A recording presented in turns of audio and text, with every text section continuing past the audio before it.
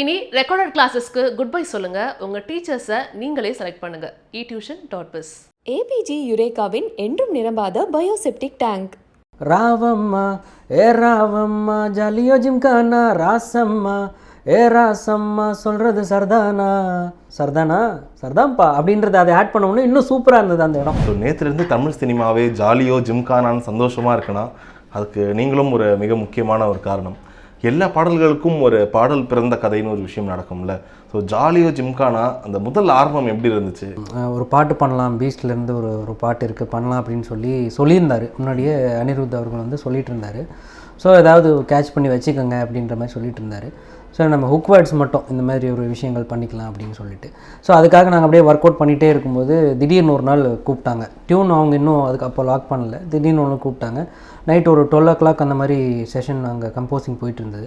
So ஒரு 12 மணிக்கு போன உடனே எனக்கு இந்த மாதிரி டியூன் இது தான் அப்படின்னு சொல்லி ஃபுல்லாக போட்டு காமிச்சாங்க. போட்டு காமிச்சதுக்கப்புறம் நெல்சன் அவர்களும் வந்து இருந்தார். எனக்கு இந்த மாதிரி ஒரு ஜாலியாக வேணும் அப்படின்னு சொல்லி, படத்தோட ஒரு கண்டென்ட்டு இது தான், ஸோ இதுவும் இதில் சிங்க் ஆகணும், அந்த மாதிரி ஒரு விஷயங்கள் வந்து சொன்னார். ஓகே, ஜாலியாக இருக்கணும், ஃபுல் செம்ம ஜாலியாக இருக்கணும், எந்த ஒரு கவலையும் இல்லாமல் எது வந்தாலும் தூக்கி போட்டு போகணுன்ற மாதிரி ஒரு பாட்டு இருக்கணும் அப்படின்னு ஒன்று கேட்டிருந்தார். சரி அதுக்காக நம்ம ஒரு விஷயம் பண்ணலாம் அப்படிங்கும்போது வேர்ட்ஸாக என்ன யோசிக்கலாம் அப்படிங்கும்போது நம்ம ஒரு இந்த ராவம்மா ராசம்மா அப்படின்ற மாதிரி புதுசாக ஒரு வேர்ட்ஸ் யோசித்து பிடிச்சிட்டு இருந்தோம். ஸோ அப்படி ஒர்க் அவுட் பண்ணிட்டு இருக்கும்போது சவுண்டிங்காக நல்லா இருந்தது. சரி ஓகே அப்படின்னாங்க. அதுக்கப்புறம் ஃபஸ்ட்டு ஒரு 2 லைன் சொல்லுங்கள் அப்படிங்கும்போது ஒரு 2 லைன் சொன்னேன். அவங்களுக்கு ரொம்ப பிடிச்சது அந்த 2 லைன்.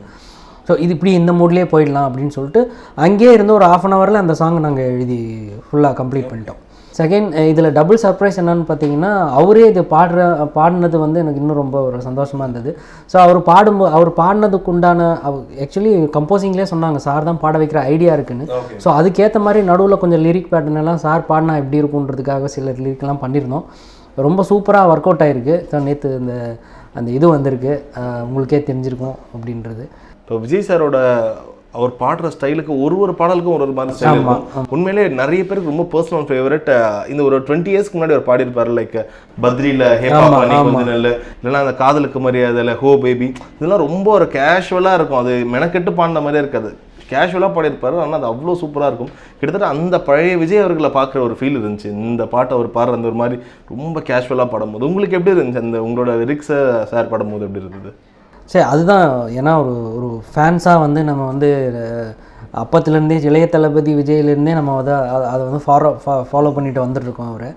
ஸோ அதனால் வந்து விஜய் சாருக்கு எழுதுவனா அப்படின்றதெல்லாம் தாண்டி ஓகே சினிமாக்குள்ளே வரணும். ஏன்னா நாங்கள் வந்து கோயம்புத்தூரில் படிச்சுட்டு இருக்கும்போது இந்த ஆழ்தோட்ட பூபதி பாட்டுக்கெலாம் ஒன்ஸ் மோர் கேட்டு தேட்டரில் ஒரே அலப்பறை பண்ண ஒரு கூட்டம். ஸோ நாங்கள் அந்த சக்கரை நிலவை பாட்டில் அந்த காஸ்டியூமை நாங்கள் அந்த காவலன் படத்தில் சொல்லுவார் பார்த்தீங்களா, விடிய தைச்சதும் அப்படி அந்த மாதிரி நாங்கள் விடிய தைச்சு அந்த காஸ்டியூமை போட்டுட்டுலாம் வந்திருக்கோம். அந்தளவுக்கெல்லாம் ஃபேன்ஸாக இருந்திருக்கோம். ஸோ நாங்களே அது இப்போ நம்மளுடைய வரிகள் வந்து சார் படத்தில் வர்றது அகைன் சாரே பாடுறதுன்றது வந்து இது ஒரு மிகப்பெரிய ஒரு இதுவாக தான் நான் பார்க்குறேன். ஓகே, அதோட மீனிங் என்ன? நேற்றுலேருந்து நிறைய பேர் கேட்டிருப்பாங்கன்னு நினைக்கிறேன் உங்ககிட்ட. அந்த ஜாலியோ ஜிம்கானானுக்கு அர்த்தம் ஏதாச்சும் இருக்கு? ஜாலியோ ஜிம்கானான்றது என்ன நடந்தாலும் நம்ம வந்து அதை பற்றி கவலைப்படாமல் அடுத்த ஜாலியாக இருக்கணும், சிரிச்சுக்கிட்டே இருக்கணும். ஏன்னா அந்த ஒரு பிரச்சனை நடந்ததுன்னா நடந்தது தான்.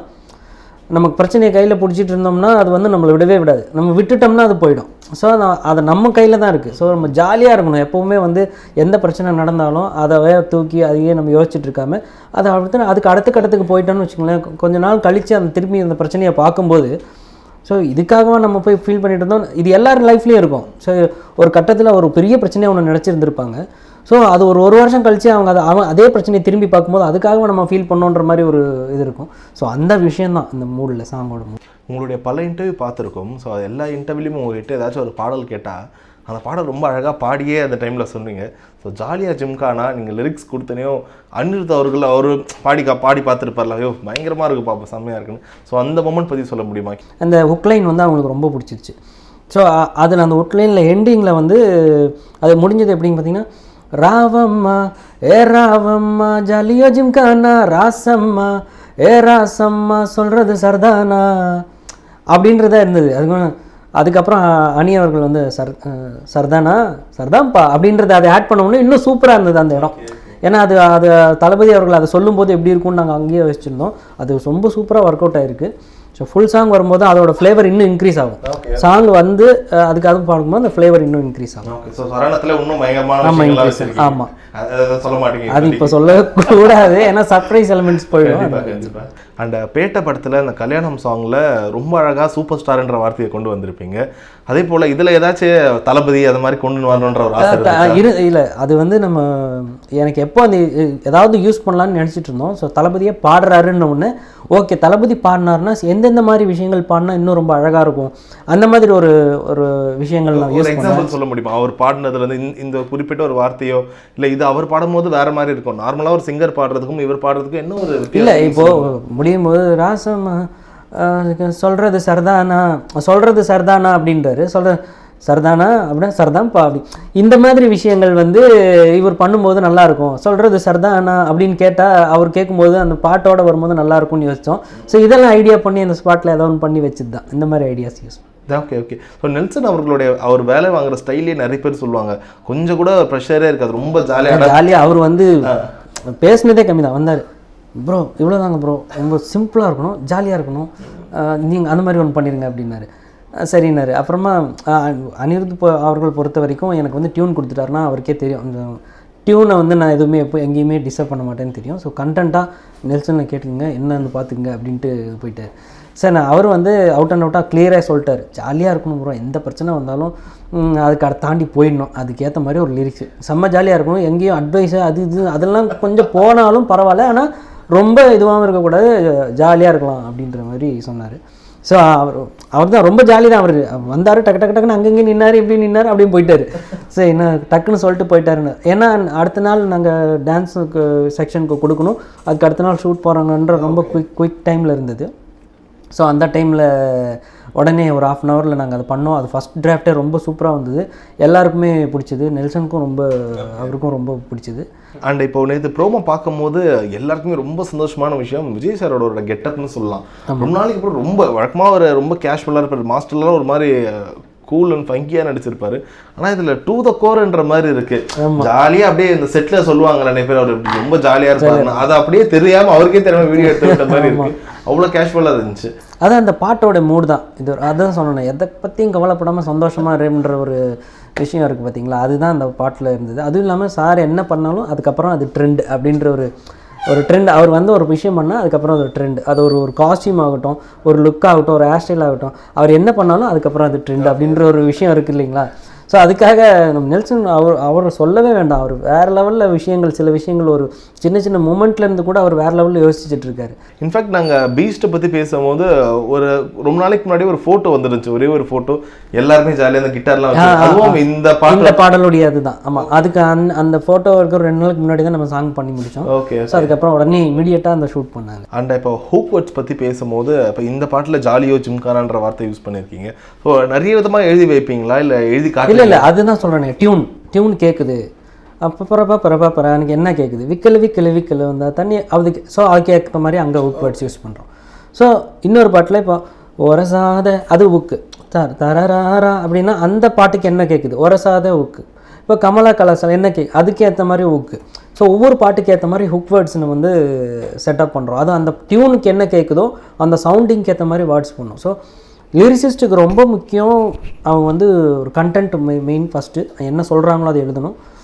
ரெண்டாவது வந்து பார்த்திங்கன்னா டியூனை வந்து டிஸ்டர்ப் பண்ணாமல் ஒரு வார்த்தை தப்பி முன்னாடி பின்னாடி போயிடுச்சுன்னா அந்த பாட்டோட அந்த ஃப்ளேவர் போயிடும். இப்போ நீங்கள் சொன்ன மாதிரி நெல்சன் அவர்கள் கிட்டத்தட்ட மொத்த படத்தோட கதையும் இந்த பாட்டுக்குள்ளே வரணுன்ற ஒரு விஷயமும் இருக்குது. இப்போ வரைக்கும் அந்த 30 செகண்டை சில விஷயங்கள் டீகோட் பண்ணும்போது திடீர்னு பார்த்தா ஃபுல்லாக ஒரு பனி இதில் உட்காந்து பாடுறாங்க. அப்படியே பார்த்தீங்கன்னா ஒரு பாலைவன செட்டப்லேயும் உட்காந்து பாடுறாங்க. ஆல்ரெடி அரபிக் குத்து பாட்டும் ஒரு பாலைவன செட்டப் சம்திங் இருக்குது. ஸோ அதை வச்சு என்ன மாதிரியான ஒரு லைக் 2 எக்ஸ்ட்ரீமும் படத்தில் இருக்குமா, ஒரு எக்ஸ்ட்ரீமான ஒரு ஃபைட்டு சண்டை ஆக்ஷன் அப்படி இல்லை. சரி, படத்தில் கதையே வைக்கணுன்றதுன்ற தாண்டி ஒரு மூடு, ஒரு கான்ஃபிடென்ட், அந்த பாட்டு சொல்ல வர விஷயம் என்னன்னு பார்த்தீங்கன்னா எந்த பிரச்சனையும் ஹேண்டில் பண்ணி அடுத்த கட்டத்துக்கு போகலாம், அந்த விஷயந்தான் படம்ன்றதுனால. ஸோ அந்த கண்டென்ட் தான் நம்ம பாட்டில் சொல்லியிருக்கோம். எனக்கு தெரியும் விஷுவலாக சூப்பராக பண்ணிவிடுவேன், ஏன்னா தளபதி அவர்களே பாடும்போது வந்து இன்னும் சூப்பராக வந்திருக்கும் அப்படின்னு சொல்லி எக்ஸ்பெக்ட் பண்ணேன். அந்த ஃபுல் சாங் பார்க்கும்போது நமக்கு அந்த ஒரு வைப் வந்து நமக்கும் இங்கே பாஸ் ஆகுது. ஸோ நம்ம என்ன நினச்சி பண்ணமோ அது வந்து அப்படியே பாஸ் ஆகுது. எல்லாருக்குமே வந்து ஒரு ஒரு சோர்ந்து போகக்கூடாது, எந்த விஷயம் நடந்தாலும் சோர்ந்து போகக்கூடாது, நெக்ஸ்ட் அடுத்த கட்டத்துக்கு போயிடணும். என்னவா வேணால் இருக்கட்டும். ஸோ நம்ம அதுக்கப்புறம் முடியல அப்படின்ற ஒரு கண்டிஷன் வந்தப்போ கூட நீ சோர்ந்து போகக்கூடாது, அடுத்த கட்டத்துக்கு போகலாம் அப்படின்ற ஒரு கண்டென்ட் தான் அந்த சாங்கில் யோசிச்சு பண்ணேன். ஃபுல் பாட்டு நான் வந்து ரொம்ப ஆடியன்ஸோட ஃபுல் பாட்டு நான் கேட்டுட்டேன், எல்லாருமே ரொம்ப சூப்பராக இருக்குது, எனக்கும் ரொம்ப பிடிச்சது. ஆடியன்ஸோடைய ரெஸ்பான்ஸ் எப்படி இருக்குன்னு பார்க்குறதுக்காக ரொம்ப ஆவலாக இருக்கேன். ஏன்னா டீச்சருக்கே அவங்க பயங்கரமாக ட்விட்டர்லலாம் பயங்கர ரெஸ்பான்ஸ் பண்ணிகிட்டு இருக்காங்க. ஸோ இது ஃபுல் பாட்டோடைய இது வந்து எப்படி அவங்க எடுத்துக்கிறாங்க அப்படின்றது வந்து பார்க்கணுன்னு ரொம்ப ஆசையாக இருக்குது, அதுக்கு தான் வெயிட்டிங். ஸோ 19th அந்த ஃபுல் சாங்கை கேட்கும் போது அந்த ஃபுல் எனர்ஜியும் எல்லாருக்கும் கிடைக்கும் நம்புறோம். கண்டிப்பாக உங்கள் நேரத்துக்கு ரொம்ப நன்றி. தேங்க்யூ. இனி ரெக்கார்டட் கிளாஸஸ்க்கு குட் பை சொல்லுங்க. உங்க டீச்சர்ஸை நீங்களே செலக்ட் பண்ணுங்க. eTuition.biz. ஏபிஜி யுரேகாவின் என்றும் நிரம்பாத பயோசெப்டிக் டேங்க்.